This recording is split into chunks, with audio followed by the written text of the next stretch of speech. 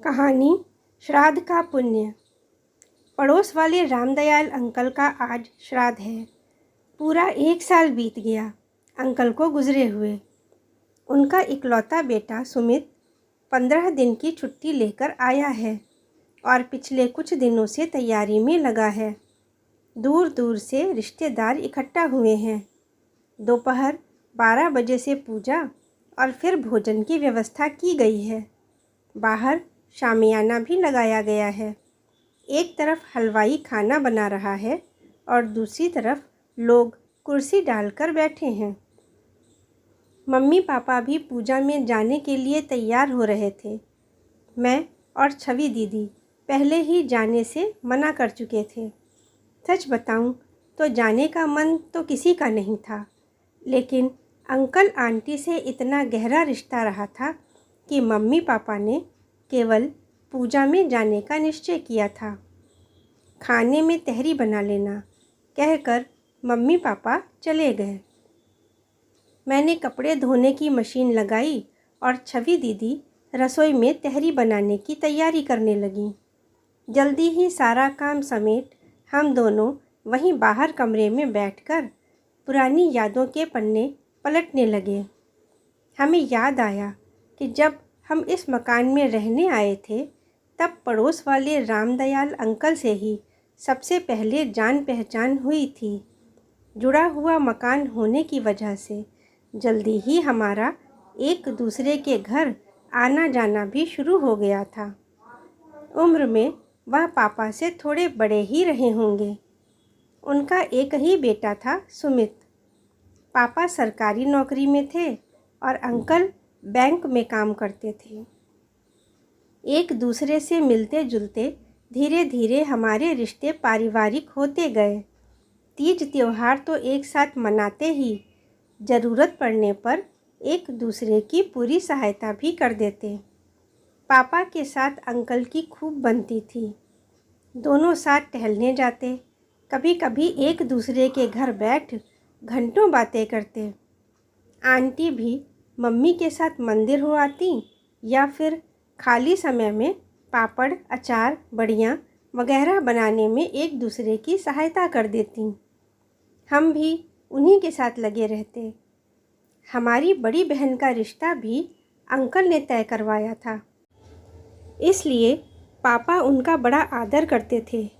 सुमित भैया जब चेन्नई से इंजीनियरिंग करके लौटे तो जल्दी ही उनकी नौकरी बेंगलोर में लग गई और वह ज्वाइन करने चले गए। दूर होने के कारण उनका आना कम ही हो पाता था। अंकल आंटी अकेले ही रहते थे। घर की साज संभाल के साथ साथ बाहर के काम भी बखूबी कर लेते थे। कभी ज़रूरत पड़ती तो पापा से कह देते। जब सुमित भैया की शादी की बात चली तो पता चला उन्होंने पहले से ही लड़की पसंद कर रखी है। अंकल ने बिना किसी विरोध के सहर्ष सब कुछ तय कर दिया। बड़े होटल में शादी का इंतज़ाम किया। सारे रिश्तेदार, दोस्त, अड़ोसी पड़ोसी सभी को बुलाया। एक ही बेटा है कहकर सारे अरमान पूरे किए। शादी के बाद अमृता भाभी मात्र 4 दिन ही घर रहीं। आंटी जी उनके आगे पीछे ही घूमती रहती कि कहीं बहू को अकेलापन ना लगे या घर की याद ना आए। वह उनका पूरा ध्यान रखती। 4 दिन बाद दोनों घूमने चले गए। वापस आए तो बेंगलोर जाने की तैयारी करने लगे। आंटी का मन था कि भाभी कुछ दिन यहाँ रुकें, पर ऑफिस ज्वाइन करना है कहकर दोनों वापस चले गए। उसके बाद से अंकल आंटी अकेले ही होकर रह गए। सुमित भैया 6 महीने में एक बार आते, 1-2 दिन रुक कर चले जाते। इन 6 सालों में अमृता भाभी शायद ही 3-4 बार आई होंगी। ज़्यादातर वह अपने मायके ही जाती थीं। यहाँ तक कि उनके दोनों बच्चों के समय में भी उनके मायके वाले ही आगे रहे। ना तो सुमित भैया ने उन लोगों को बुलाया और ना ही अंकल आंटी गए। अंकल सुमित भैया के इस व्यवहार से बहुत नाराज़ थे, लेकिन आंटी के समझाने पर वह चुप होकर रह गए।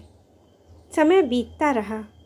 बेटे के जन्म से लेकर उसकी शादी तक जो सपने उन्होंने देखे थे और जो उम्मीदें की थीं, सब धीरे धीरे बिखरते चले गए थे। अकेलेपन के कारण आंटी अंकल भीतर ही भीतर टूटने लगे थे।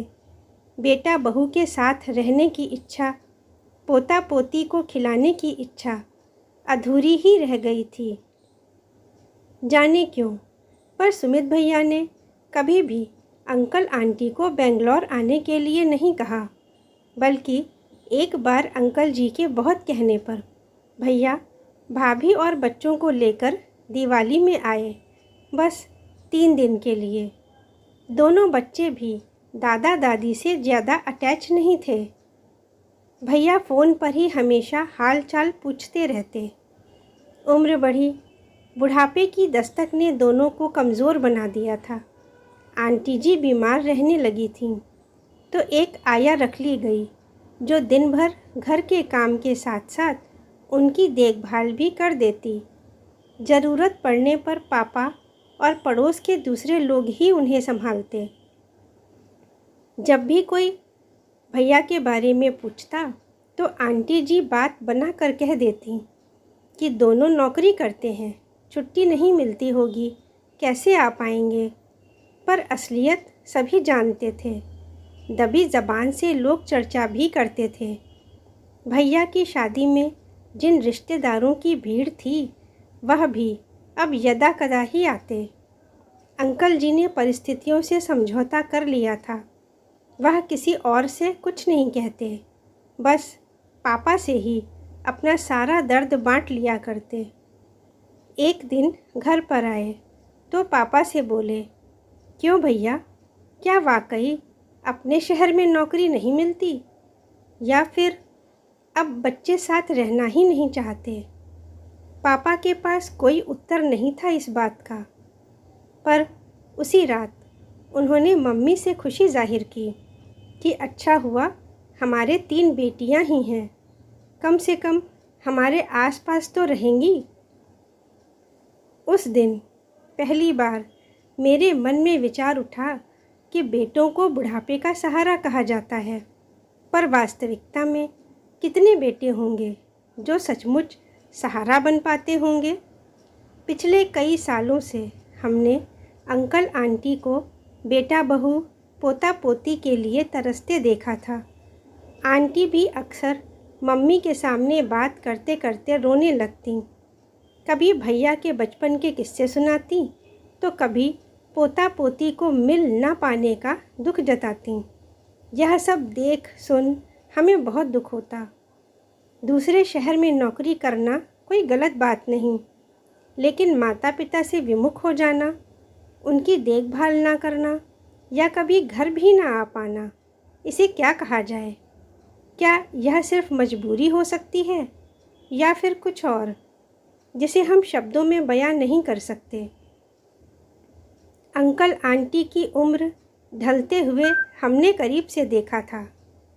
आराम करने की 85 साल की उम्र में भी वह अपना सारा काम खुद किया करते, वह भी बिना किसी शिकायत के।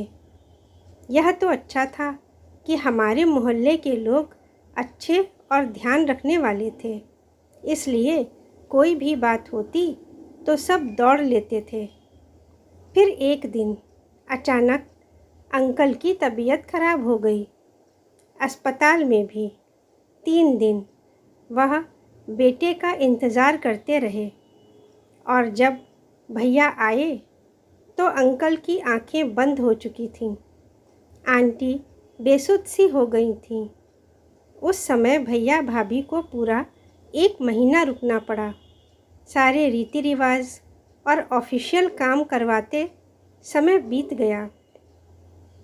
1 महीने बाद भैया हमेशा की तरह आंटी को ध्यान रखना कह वापस चले गए। जिस बहू को आंटी इतने चाव से लाई थीं, वह उनके पास रही ही नहीं, और ना ही उसे आंटी अंकल से कोई लगाव था। पिछले 1 साल से आंटी अकेले ही रह रही थीं। अब साल भर बाद श्राद्ध करने के लिए बेटा बहू फिर आए हैं। 15 दिन की छुट्टी लेकर सब तैयारी की है। फिर से सब रिश्तेदार इकट्ठा हुए हैं। बाहर सब आपस में हंस बोल रहे हैं। बेटा दौड़ दौड़ कर सारी तैयारी देख रहा है। तरह तरह के व्यंजन बनाए जा रहे हैं। हम अपनी यादों में मगन थे कि घंटी बज उठी। मम्मी पापा पूजा से लौट आए थे। अंदर आते ही पापा ने उदासी भरे शब्दों में कहा, देखो तो बेचारे भाई साहब, जीते जी बेटे को तरसते रहे। अब बेटा आया है तो भाई साहब ही नहीं हैं। उनके जीते जी बेटे को छुट्टी ना मिली। अब 15 दिन की छुट्टी लेकर आया है श्राद्ध करने। मम्मी सोफे पर बैठते हुए बोली, क्या किया जा सकता है, किसी को कुछ नहीं कह सकते। बस अब भाभी जी को साथ ले जाए तो ठीक है, वरना वह अकेले यहाँ कैसे रहेंगी, पता नहीं। कहते हुए पापा अंदर चले गए। हमारे पूछने पर मम्मी ने बताया कि पूजा समय पर संपन्न हो गई थी। खूब दान दक्षिणा की व्यवस्था की थी। इतने बड़े स्तर पर पिता का श्राद्ध करके बेटा पुण्य कमा रहा है।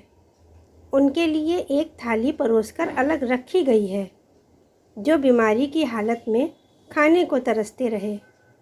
किसी ने शायद ही सच्चे मन से भाई साहब को याद किया होगा। बस भाभी जी ही हैं जो शांत और दुखी दिखाई दे रही थीं। एक गहरी सांस लेते हुए मम्मी हमें खाना लगाने को कहकर कपड़े बदलने चली गईं। मैं चुपचाप यही सोचने लगी कि जीवन कैसी अनसुलझी सी पहेली की तरह होता है। ज़्यादा कमाने की लालसा या अच्छी नौकरी पाने की चाह बेटों को परिवार से, माता पिता से दूर ले जा रही है और पीछे छूट रहा है एक अकेलापन, नितांत अकेलापन। दोस्तों, अगर कहानी आपको पसंद आई है तो इसे लाइक करें, शेयर करें, साथ ही हमारे चैनल को सब्सक्राइब भी करें। धन्यवाद।